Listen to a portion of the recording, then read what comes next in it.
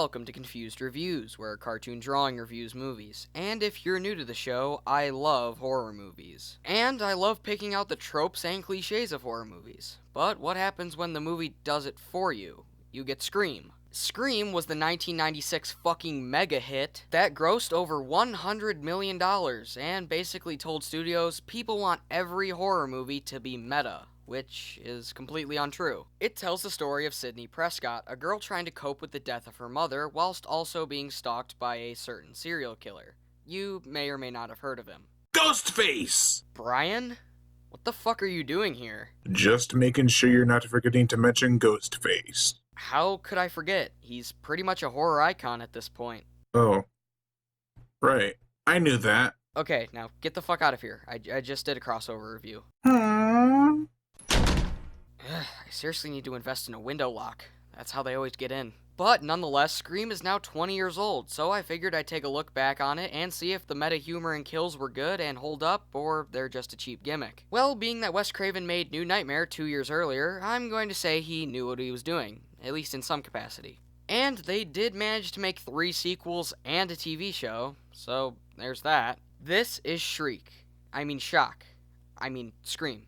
Sorry, it's a generic fucking title. So the film begins with Casey, played by Drew Barrymore, getting a mysterious phone call. She brushes it off as a wrong number and hangs up. She then makes some popcorn and talks to him again. He then asks, "What's your favorite scary movie?" She then says, Halloween. "Oh my god, I instantly love her. We both have the same favorite horror movie." She then asks him about A Nightmare on Elm Street, and she says, Well, the first one was, but the rest sucked. Now, we all know Wes Craven demanded that line be in here, but Wes, you did write 3 and 7. Are you trying to say 3 and 7 suck? Weird. They're mostly known as the good ones. The voice then scares her shitless and tells her that he's watching her. He then tells her it's a game, but that's kind of Jigsaw's thing, you know? I want to play a game. Whatever. She then threatens to call the cops and he tells her they'd never make it, so she just doesn't. Why don't you call them anyways? It's a better shot than doing what you're doing, which is nothing. Just call them and hide in a closet and hope for the best. He then rattles off 2 very common horror cliches, and she finds her boyfriend, Steve, tied up and bruised outside. So, did she plan on him coming over and the killer ambushed him at the door, or did they drag his ass all the way here? Either way, that seems way too complicated. He then challenges her to a game of horror trivia. First question, who is the killer in Halloween? Michael Myers.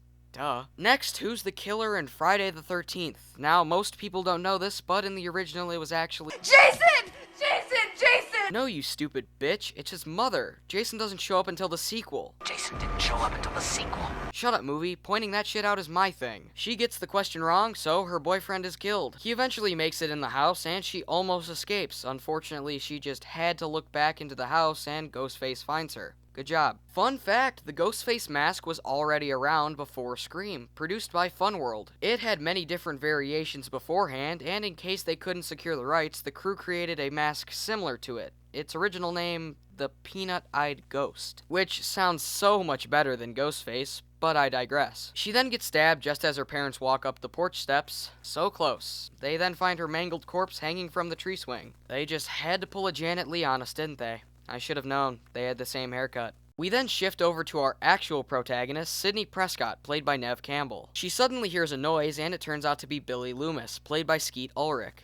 I wonder if he's named Loomis for this Sam Loomis or this Sam Loomis. Either one works fine. Her dad bursts in to check on her and reminds her that he'll be gone for most of the movie. Billy then starts comparing their relationship to movie ratings, which is the weirdest fucking thing I've ever heard. The next day, the whole school is filled with cops and reporters, especially Gale Weathers, played by Courteney Cox, sporting April O'Neil's wardrobe, as well as Deputy Dewey, played by David Arquette. Don't worry, he'll be prominent in the story later. Sydney is brought to the office, and the Fonz is her principal. That's right, Principal Hembry, played by Henry Winkler, brings her in for questioning. We then cut to our band of teens for the movie, including Sydney and Billy, as well as Randy, played by Jamie Kennedy, Stewart, played by Matthew Lillard, and the other one. Randy keeps accusing Stewart of being the murderer. Wonder if that comes into play later. Man, I really wish I could go to movie schools. You know, the ones where they never actually go to class and instead just spout expository dialogue all day. Sydney is dropped off at her house, and we find out from April O'Neil, Gale Weathers, that Sydney's mother was murdered a year prior. That's rough. She takes a nap until nightfall and gets a phone call from the same mysterious voice from earlier. Spooky. He then asks why she doesn't enjoy scary movies. They're all the same. Some stupid killer stalking some big-breasted girl who can't act, who's always running up the stairs when she should be going out the front door. It's insulting. Well, there are some variety, but yeah, a lot are similar, but I'm supposed to be the one pointing out those cliches. So shut the fuck up! She goes outside per his request, and he insults her dead mother. That's pretty fucked up, even for me. Last week I ran over a cat and threw the corpse in the owner's mailbox. Still not as fucked up as you, though.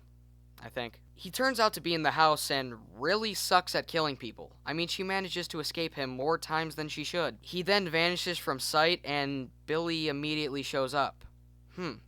Very suspicious. Billy then drops a cell phone out of his pocket. Sidney runs downstairs and runs into Dewey at the front door, and Billy is promptly taken to jail. Dewey then says that they sell the killer's costume at every store in existence, which, judging by how many people I see wearing this on Halloween, it's not too far off, actually. Sidney leaves and runs into Gail. She informs her that her book is coming out later that year, and oh boy, it gets pretty intense.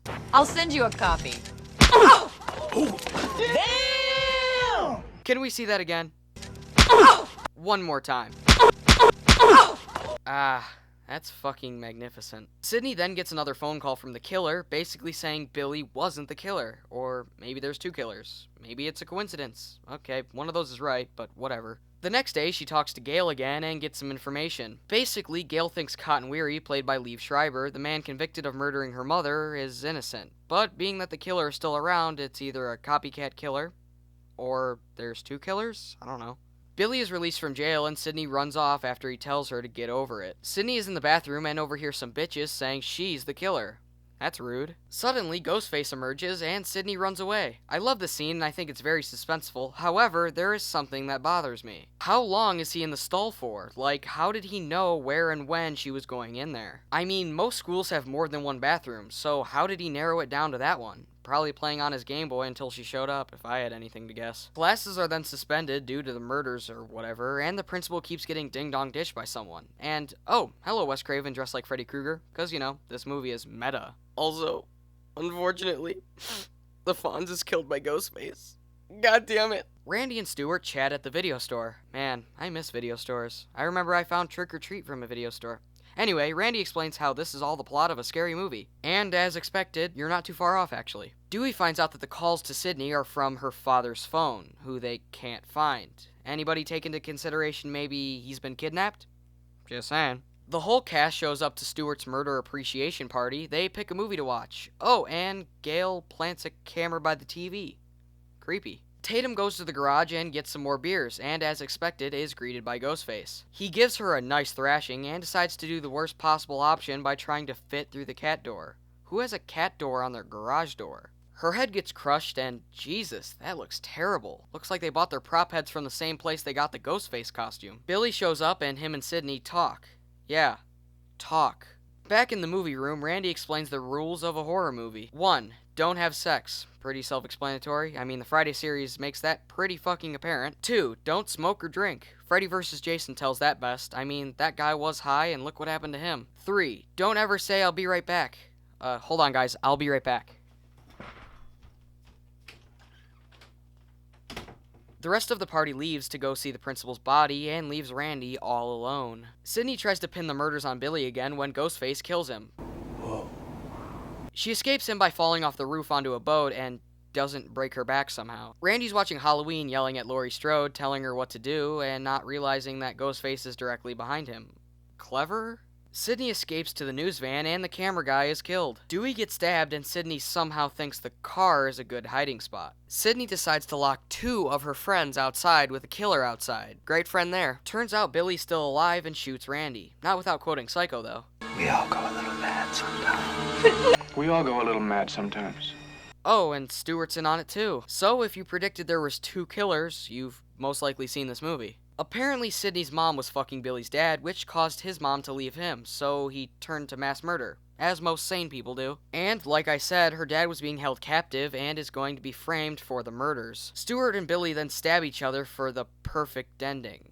Weird. Gale comes back and is quickly disarmed. But another twist, sort of, time. Billy is stabbed by Ghostface with an umbrella. Well, it's just Sidney, but I'm going to say it's a twist because I can. Another fun fact, the retractable umbrella they used for the scene missed Billy's vest the second time and actually punctured him. This, surprisingly, is his genuine reaction. Randy's still alive, Billy tries to kill Sid, and Gale shoots Billy. Whew, that was insane. Oh, and Stuart gets his head crushed by a TV. Cool. And Randy points out, Careful. This is the moment when the supposedly dead killer comes back to life for one last scare. and as expected, he does, and Sidney shoots him. Hey, movie, just because you point out a cliche doesn't excuse you for using it. Just saying. Dewey's still alive, Gale breaks the story, and Randy is still a virgin. Roll credits. And that was Scream, and does it hold up? Yes and no. I still think the concept is creative and scary. The fact that the killer could be anyone is very ambiguous until the end. It's honestly more of a horror mystery. And I like that. I like the killer too. The fact that he questions the victims with horror trivia is cool and unique. I think his look is cool, even if he's overused at this point, and I'd even say he's earned a spot of the greatest slashers list, alongside Freddy, Jason, Michael, and Pinhead. He's intimidating when he's not being easily thrown to the ground, and creates some great suspense, especially in the phone calls. Most of the acting is fine. I'd say Neve Campbell, Jamie Kennedy, and Courteney Cox are the standouts of the movie. Especially how I think most horror fans can relate to Jamie Kennedy's character. Picking out cliches and tropes is funny and relatable. But on the opposite side of that, the kills and most effects look kinda shitty, especially this. And like I said earlier, just because you disclose the fact that it's a cliche doesn't excuse your use of it. So therefore, a lot of the movie is predictable, but I'd say it's done well enough that it is still pretty damn good. So overall, I wouldn't say this is the best horror movie of all time, but it's not bad per se. It's got some great suspense and fun characters. I'm going to give Scream a B-, because it's pretty damn good, but has predictable moments. I'd recommend it, but don't forget the rules. No sex, no drugs, and never say, "I'll be right back." I'm Confused Reviews.